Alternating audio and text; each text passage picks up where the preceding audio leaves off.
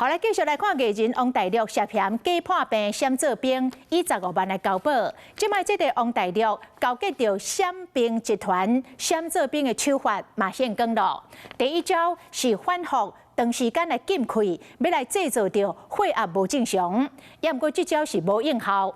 第二招是找医疗元素配合，篡改着看病记录，改做王大陆有心脏病。结果都也未成功咧，集团就去互逮捕咯。律师讲，就算造假证明也未交出去，但是若已经改记录，恐惊也是有伪造文书的嫌疑。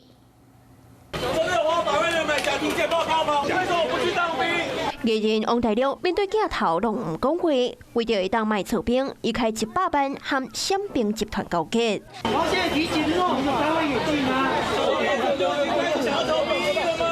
可以做个4组，你身体一定会热，上臂跟核心都会练的。这个姿势我觉得挺好的。时常伫社观顶馆抛出着运动影片，形象开朗个健康，也毋过为着无被做兵，甘愿假破病。闪兵集团的出头嘛真济，头一关因必须爱长时间禁开，互规身躯筋肉缩甲按督动。血压异常都有机会会当回去厝挂血压的监测器。